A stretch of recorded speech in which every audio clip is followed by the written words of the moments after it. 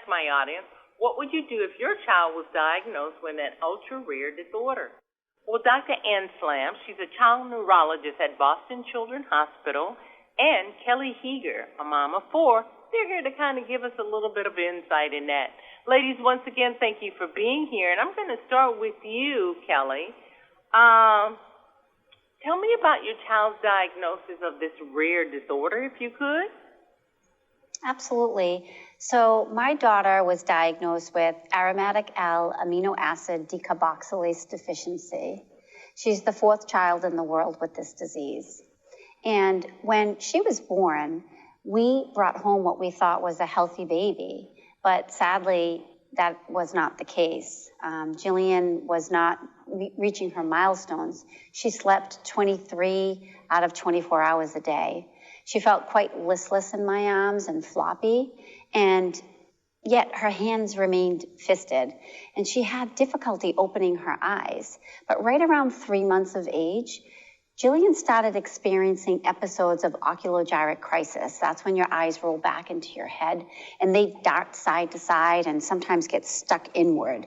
Her color in her face would drain and her body would posture in dystonic, abnormal posturing of her limbs. Her back would arch and she'd have difficulty breathing, raspy voice with inability to manage her secretions in her mouth, so she was choking.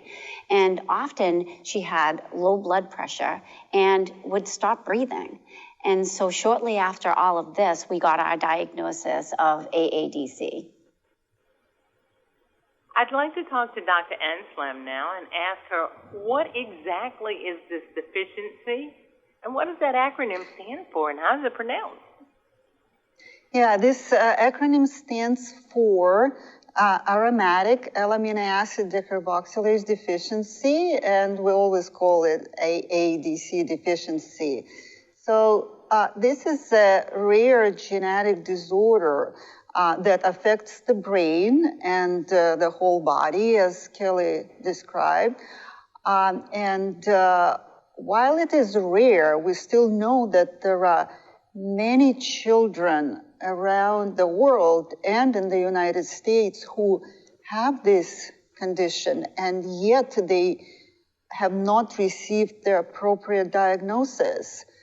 Some of these children are diagnosed with cerebral palsy because children with cerebral palsy may look like children with AADC deficiency, and some been diagnosed with seizure disorders because this oculogyric crisis that Kelly mentioned, that they may look like seizures, but these children are not treated in a way they should be treated, the way we approach AADC deficiency.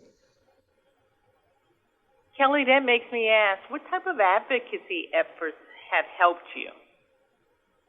So right now, there isn't a lot of advocacy out there. So I started the AADC Family Network. And in collaboration and partnership with PTC Therapeutics, we're bringing awareness to this disease around the globe. And we're connecting families who otherwise may not have ever met each other. We're connecting them through Zoom and in person. As a matter of fact, I had an actual event in Texas in July with 7 families with this disease across the globe. Thank you. Next time you will have to contact the Felder Beebe Show. We'd love to support you. Dr. Anslam, what is most important for us to take away from this brief conversation about this devastating condition? Well, we would like our families who are listening to us to know about this disease, because if they have children with cerebral palsy and there's no explanation to it, no problems during pregnancy or delivery, or if they have children with seizures and seizures do not respond to anti-seizure medication, then maybe their children have this rare disease, AADC deficiency.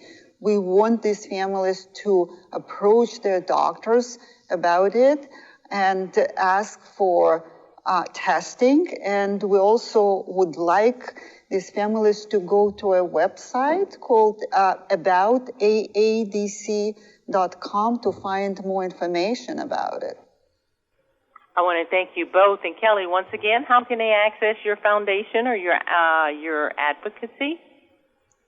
So I have a website. It's aadcfamilynetwork.org.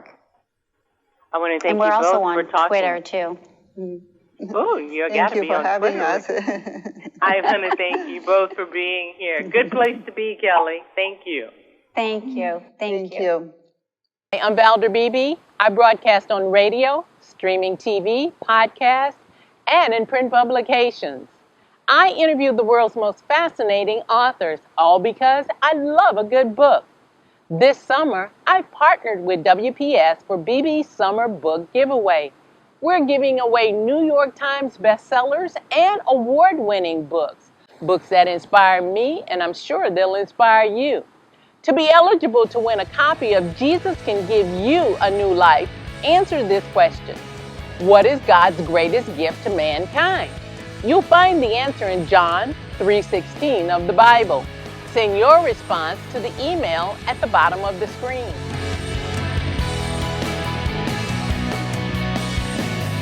I'm Valder Beebe, and I'll see you for the next BB Summer Book Giveaway.